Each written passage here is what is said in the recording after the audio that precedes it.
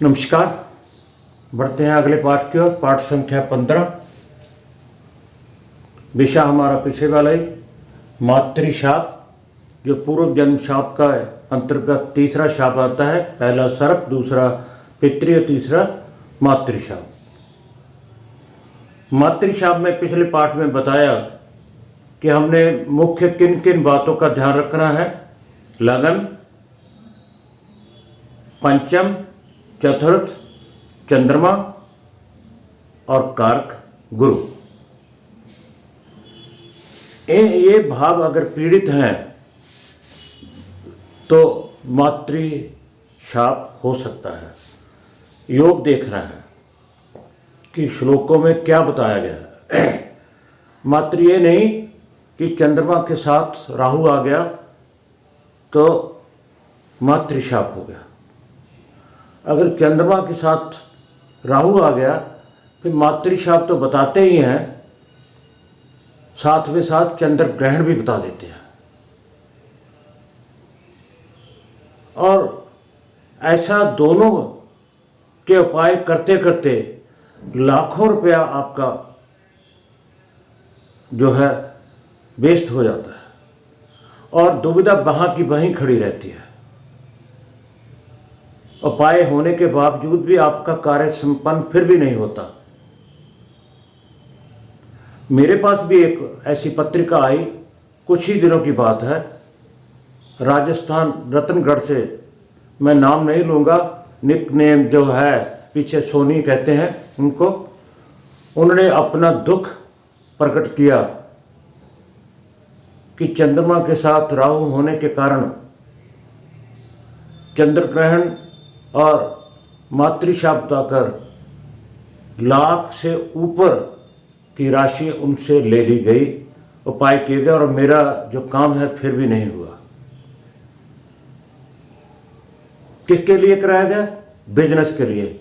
काम में अड़चन थी, जबकि ये सीधा सीधा संतान के बारे में बताया गया। तो ऐसा नहीं होना चाहिए। ज्योतिष की गरिमा को गिराना नहीं चाहिए। ये तभी संभव है कि अगर आप लोग ज्ञानवान होंगे, शास्त्रों को पढ़ेंगे, पाठ को क्रम से पढ़िए। कोई ज़्यादा मुश्किल बात नहीं है।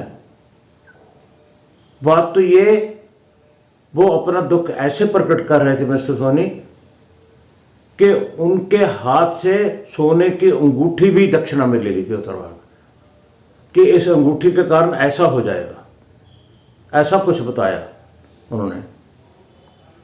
बड़ा दुख लगता है जब ऐसे लोग, ये नहीं ये सारे हैं, बहुत विद्वान हैं जो बड़े अच्छे ढंग से कार्य संपन्न करते हैं शास्त्रों को समझकर। मगर आपको निवेदन यही है कि सोशल मीडिया की बात अगर आप सुनते हैं तो 7 ग्रंथों को और श्लोकों का अध्ययन करके उनका कंपैरिजन करके बाकी ऐसे है, फिर आप उन उपायों के पीछे जाइए।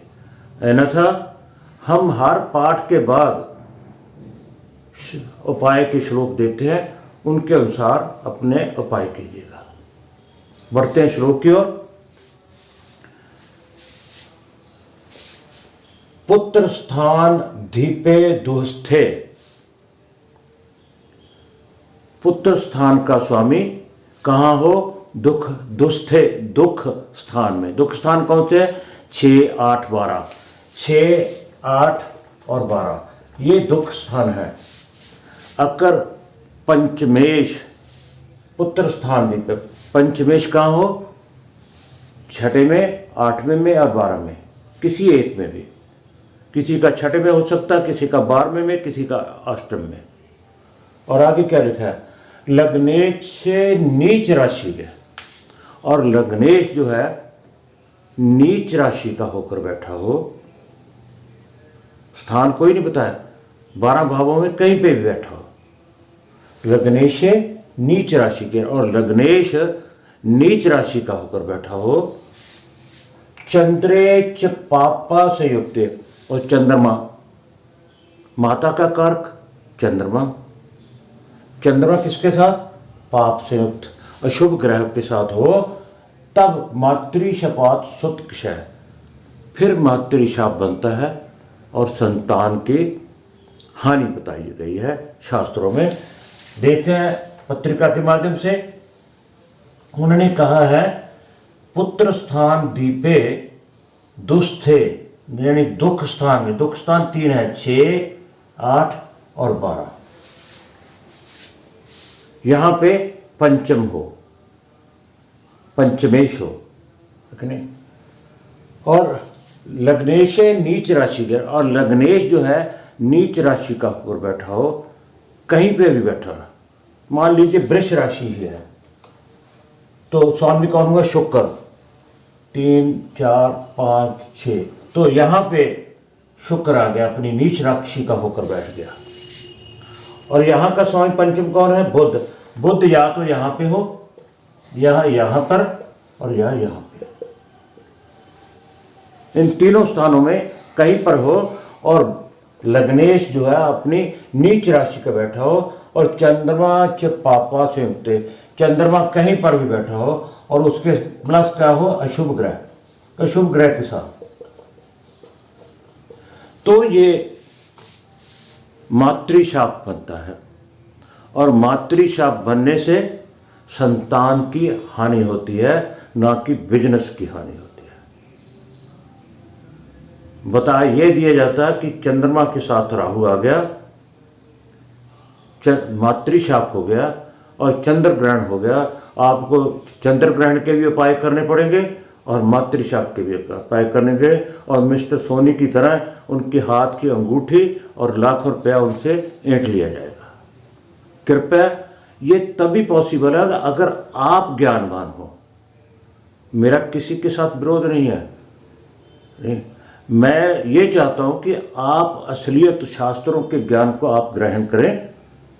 आपको इतनी नॉलेज होनी चाहिए कि आप इन बातों को समझ सकें, जो कि साधारण उपाय हैं और साधारण शब्दों में शास्त्रों में लिखा गया है, तो आप भ्रमित मत होइएगा। दूसरे श्लोक में क्या कहा गया है वो भी देखते हैं। पुत्रेशे अष्ट आरी रिफस्थे, पुत्रेशे अष्टारी रिफस्थे, वही बात आ गई, अष्टारी। पुत्रेशे कौन होंगे? पंचम। पंचम वृष राशि बनाई तो बुध आ गया, बुध फिर वही कहा? यहां, यहां और यहां। अष्ट, अष्ट, रिफ आरी छठा, रिफ के अस्थे, रिफ के 12वां, अस्थे स्थित हो। चंद्रे पाप, पाप अंश गते।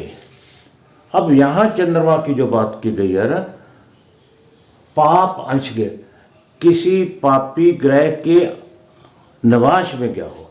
D9 में चंद्रमा अशुभ राशि का हो, राशि में हो। अब राहु और केतु को तो कोई राशि प्राप्त है नहीं। सूर्य, मंगल और शनि, ये तीनों ग्रह हैं। सूर्य की सिंह, मंगल की मेष और वृश्चिक, शनि की मकर और कुंभ। इन राशियों में अगर चंद्रमा गया हुआ है और पंचम का स्वामी 6, 8, 12 में है, तो अगली बात में है लग्ने पुत्रे च पापाढ़, और D1 में लगन में अशुभ ग्रह हो और पंचम में अशुभ ग्रह हो।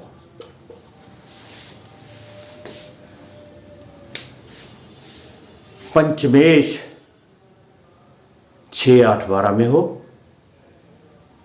चंद्रमा D9 में सूर्य, मंगल, शनि यानी कि पाप ग्रह, अशुभ ग्रहों के राशि में हो, अशुभ निवास में हो, और लगन तथा पंचम में D1 चार्ट में अशुभ ग्रह बैठे हो, तब मातृशाप सुत क्षय, फिर मातृशाप बनता है।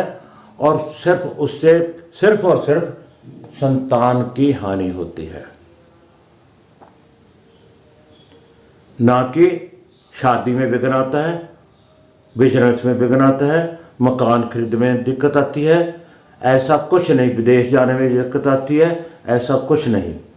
अगर कुछ है, पिछले 14 या 15 पाठों में हमने जो भी लास्ट शब्द पढ़ा वो क्या था? सुतकषय। श्लोक के आखिर का अंत क्या है?